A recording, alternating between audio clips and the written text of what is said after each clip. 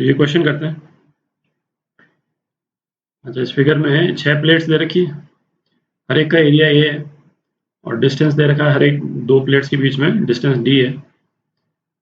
अच्छा, प्लेट 1 और 2 के बीच में एक डाइलेक्ट्रिक डाला हुआ है जिसका डाइलेक्ट्रिक कांस्टेंट जो है वो 2 है। ठीक है।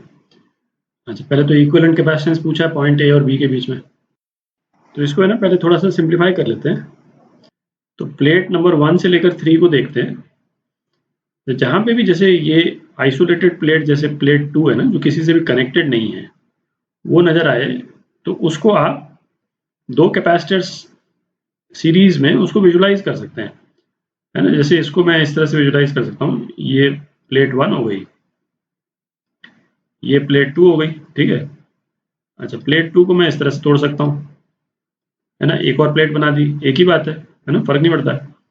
और ये प्लेट 3 हो गई। ठीक है। तो बेसिकली 2 कैपेसिटर्स हो गए जो सीरीज में है। ठीक है। और ऊपर वाले कैपेसिटर में जो है ये डाइलेक्ट्रिक है जिसका डाइलेक्ट्रिक कांस्टेंट 2 है। तो यदि इसकी कैपेसिटेंस यदि हम सी मानते हैं, है ना, सी जो है वो epsilon not a by D होगी, तो इसकी कैपेसिटेंस क्या हो जाएगी, के सी हो जाएगी। ठीक है। और के सी कितना है, के यदि 2 है तो 2 सी हो जाएगी। ठीक है। तो 1 और 3 के बीच में इक्विवेलेंट कैपेसिटेंस कितनी हो गई, सी इक्विवेलेंट बिटवीन 1 एंड 3, है ना, प्लेट 1 एंड 3, ये कितना हो गया, सी इंटू 2 सी अपॉन सी प्लस 2 सी। तो ये हो गया आपका 2 सी बाय 3। ठीक है, 2 सी बाय 3 हो गया ये। अच्छा, अब इसी तरह से एग्जैक्टली हम 4 5 6, है ना, इन प्लेट्स को भी हम विजुलाइज कर सकते हैं। तो ये हो गया आपका प्लेट 4, ये प्लेट 5, और प्लेट 5 को हम 2 में तोड़ सकते हैं। ठीक है। और ये प्लेट 6 हो गया, ये भी 2 कैपेसिटर हो गए। ठीक है। अच्छा, इसका कैपेसिटेंस सी, इसका कैपेसिटेंस सी, तो इक्विवेलेंट कैपेसिटेंस बिटवीन 4 एंड 6, ये कितना हो जाएगा, 2 कैपेसिटर्स सीरीज में, सी इंटू सी अपॉन सी प्लस सी, कितना हो जाएगा, सी बाई 2। ठीक है।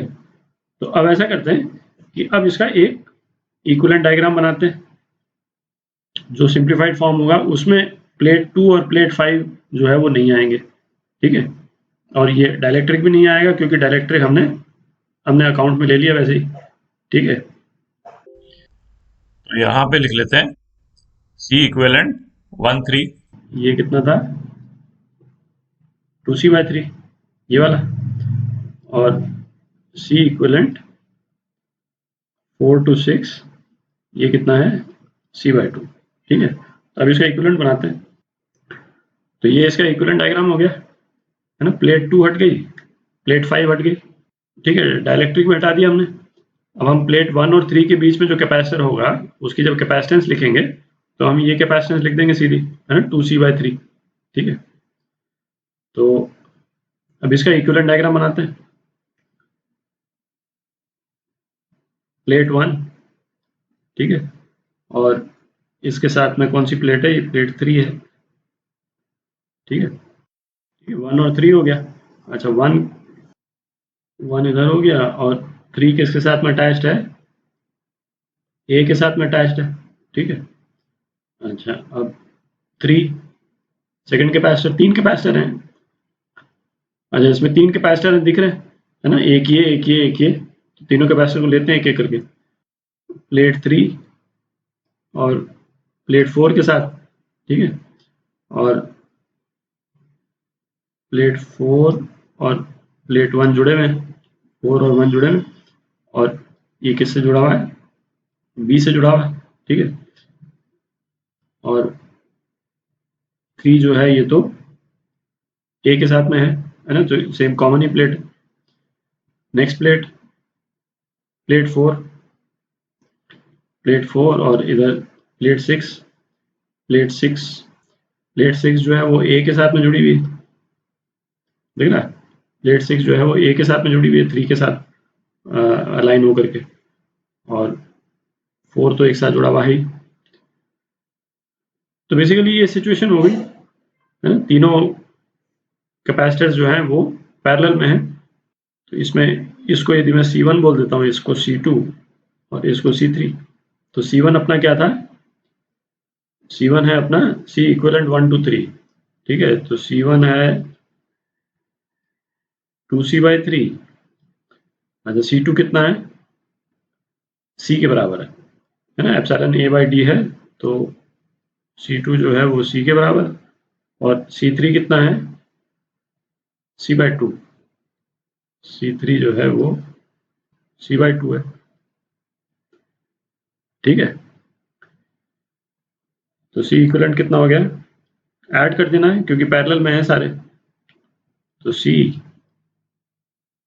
2/3 प्लस 1 प्लस 1/2 कितना हो गया, तो ये कितना हो गया 13/6 C, और इसको एप्सिलॉन नॉट A/D के टर्म्स में लिखना है, तो 13 एप्सिलॉन नॉट A/6D, ठीक है। तो ये C इक्विवेलेंट हो गया, ठीक है। तो इसको तो मार्क कर लेते हैं पहले, ये आपका आंसर। अच्छा, पार्ट भी देखते हैं। अपन ने पॉइंट ए और बी को हमने बैटरी के साथ कनेक्ट कर दिया, तो ए की तरफ जो है वो पॉजिटिव साइड और बी की तरफ नेगेटिव साइड। तो बेसिकली इस तरह से हमने बैटरी लगा दी, ठीक है। तो अब चार्ज पूछा है, तो हर एक प्लेट का निकाल लेते हैं अलग अलग। अच्छा, मैं ऐसा करता हूँ, मैं चार्ज जो है ना वो C1 C2 C3 के ही टर्म्स में लिख देता हूँ, ठीक है। और क्योंकि C1 C2 C3 की वैल्यू तो आपको मालूम ही है ना, आप चाहें तो फिर आप उसको इससे रिप्लेस कर सकते हैं, ठीक है। तो प्लेट 3 की वो साइड जो 1 की तरफ है, तो यहाँ पे चार्ज क्या होगा, प्लस CV प्लस C1V, ठीक है, देख रहा। अच्छा, 1 प्लेट 1 की वो साइड जो C1 की तरफ है, उस पर क्या हो जाएगा, -C1V, ठीक है। फिर प्लेट 3 की वो साइड जो 4 की तरफ है, प्लेट 3 की वो साइड जो 4 की तरफ है, ये मतलब ये वाली नीचे वाली साइड, इस पे क्या हो जाएगा चार्ज, प्लस C2V, ठीक है। जैसे प्लेट 3 पे दोनों तरफ सेम चार्ज नहीं है, ऊपर है C1V और नीचे C2V, और दोनों ही चार्ज पॉजिटिव है। 4 है ना, प्लेट 4 की वो साइड जो 3 की तरफ है ना, उस पर क्या चार्ज होगा, -C2V, -C2V।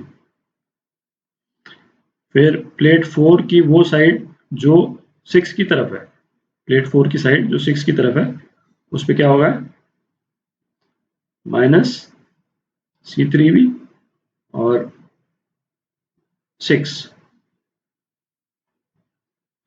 प्लस C3V, ठीक है। अच्छा, 4 प्लेट तो हो ही गई। अब बाकी ये जो आइसोलेटेड प्लेट्स हैं उसको तो हम मतलब लिख ही सकते हैं सीधा, जैसे इस पे प्लस C3V आ गया, तो 5 के नीचे तरफ कितना आएगा, -C3V, और ऊपर की तरफ आएगा प्लस C3V, ठीक है। और सेम इसमें यहाँ पे 1 है -C1V, तो इस तरफ क्या आएगा, प्लस C1V, और इस तरफ क्या आएगा, -C1V, ठीक है। तो ये आपके आंसर।